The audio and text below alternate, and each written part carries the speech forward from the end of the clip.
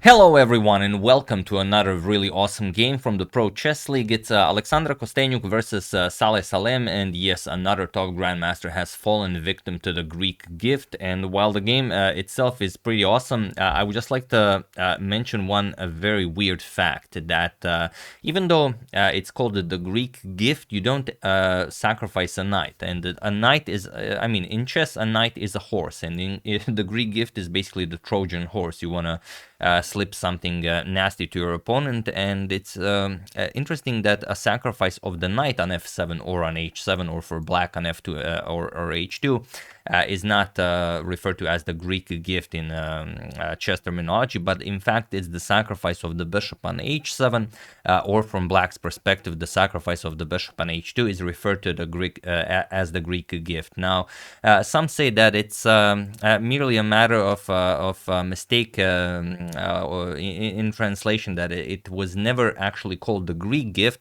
It was actually called the Greco gift, as Joaquino Greco often played it in his games. He very often sacrificed the bishop on both h7 and on h2. So maybe it's not in fact the Greek gift, and it has nothing to do with Greece or the Greeks. Maybe it's just the Greco's gift. But who's gonna figure that out now?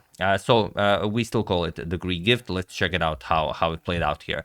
It's a match from round 6 of the Pro Chess League, the Norway Gnomes versus the Levitov Chess Wizards. Let's see the game. Pawn to e4, we have pawn to c5, Saleh goes for the Sicilian defense, c3, Alexandra goes for the Alapin variation, knight to f6, and now pawn to e5. Sorry about that. Challenging the knight, we have knight to d5, and now knight to f3. d4 is still the more popular move here, but okay, knight to f3, second most popular. d6, we have bishop to b5 with check, and bishop to d7. We have bishop to c4, and now e6. This is a crucial move in this position, because you will, if you play the Alapin, you might have this position in your bullet games or blitz games, and your opponent will often play knight to b6 here. You can check it out in the database. People actually play knight to b6 here very often, or if you play against the Petrov defense, sometimes you're going to attack the knight with bishop to c4. They're going to play knight to b6, and then bishop captures on f7 becomes a possibility. And for those of you who are interested, this is how you punish black. And while it's possible to defend, it's so ugly that no one will actually be able to defend this. Knight g5 check. Now look at this. King f6, queen to f3 check. You even offered the knight here, and now the only defense is bishop to f5. If you actually capture the knight, then black just gets checkmated very, very nastily here. So h5 check, king h6, queen e3 check. You're gonna have to block, and then just queen captures on e6 check, king to g7, and h6 will now be checkmate.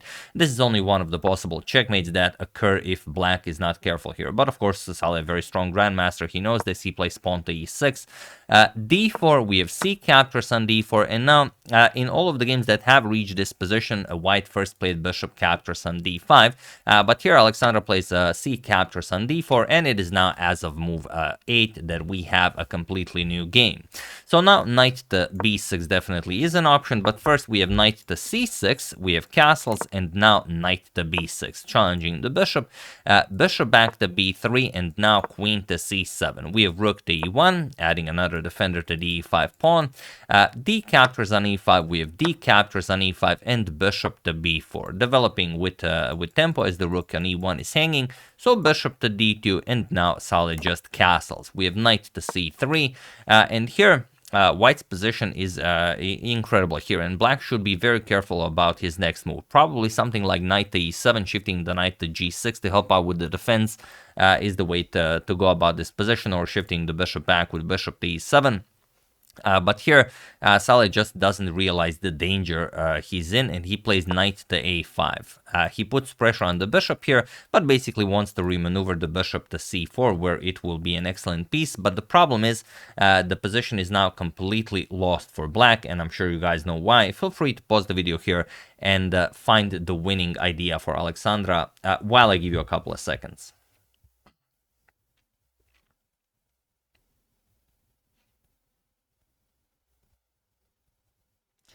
So for those of you who were able to do it, congratulations on realizing that we are making a video on the Greek gift, so we have to position our bishop properly. And for those of you who just want to enjoy the show, it is bishop to c2.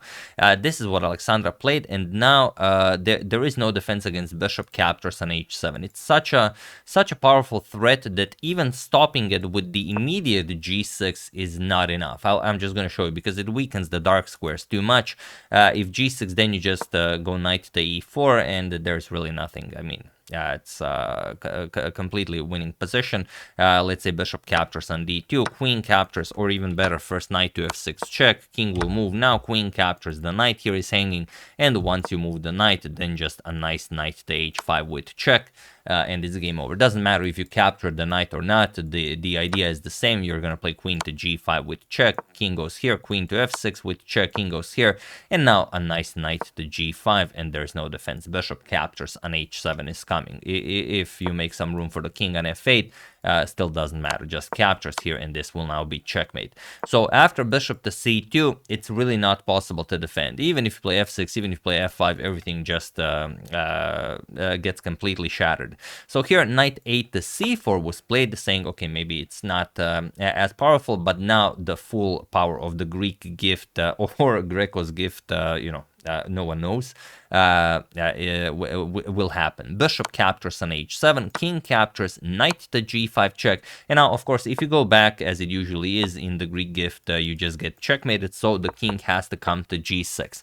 And there are some positions where you are allowed to actually accept the Greek gift and go with king to g6. This is just not one of those positions. Queen to c2 with check, pawn to f5, or you go here, or you go somewhere and then you allow queen to h7 check. It's also game over. So pawn to f5, e captures on f6, check en passant, king captures on f6, and now knight c to e4 with check. Black just not controlling any of the crucial squares here. King to g6, and now she just claims the bishop with bishop captures on b4. If you wanted to go for the brute force ending, you could also just play knight to g3 check, and that's pretty much it. Black has to block, and now you play knight captures on e6. The rook is hanging, the queen is hanging, there's no defense here. If bishop captures, you just deliver another check. King f7, queen captures with check. King g8, now bishop captures, you are up too much material. Of course, this is completely winning for white. But anything is playable here, and this is a rapid game, so you can't just, waste all the time in the world to find moves. She played bishop captures on b4, which is perfectly fine. Rook to f5, now comes pawn to h4, rook to h8. He does get to activate his rook, but now knight to g3, and, well, it's merely a matter of time. Queen to c6 was played. Now comes knight captures on f5, e captures, and knight back to f3. Now the queen is coming to g5, and then again, you're pretty much choosing the way you want to go here.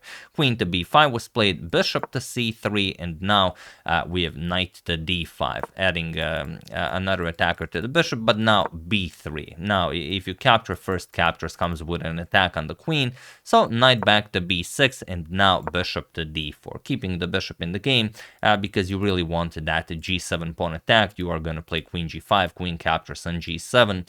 Again, only one of the possibilities. Rook to c8 was played, queen to d2, and it was in this position on move 29 that Salem resigned the game, as there is nothing more to be done here. There's no defense against queen g5, queen g7, and even if you stop it with pawn to f4, then rook to e5, and now rook g5, rook g7 is coming, and if you stop this with something like rook to g8, then you get checkmated with queen to c2 check, king to f7, knight to g5 check, king to f8, and now bishop to c5 check, where black either has to give up the queen, or you cover up with the knight, but still just bishop captures on e7, king to f8, and now a nice queen to g6 with checkmate. So that's how it would end, but of course he had enough. He didn't want to play this game anymore, and of course after queen to d2 he resigned, and it's a good resignation. So you always have to be careful if your opponent has a bishop on this diagonal, or even the possibility of shifting the bishop to this diagonal, because knight to a5 just loses the game on the spot. It seems like there's not much to be done here.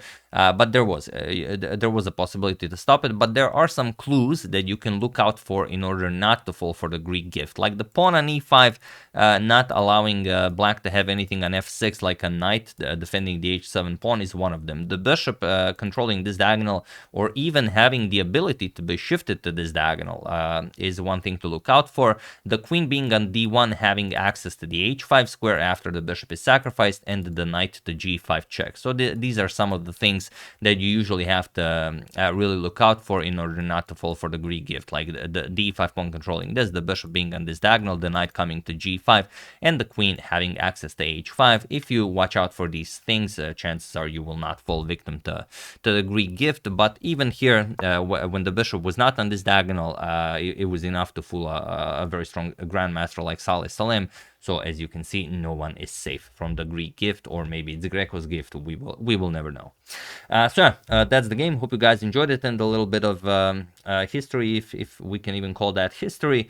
I would like to thank Joyce Roseman, Lars Tissamand, Tomasz Kawusche, Phil Malthus, and Lauren is pregnant for your contribution to my channel. Thank you a lot. I really appreciate it.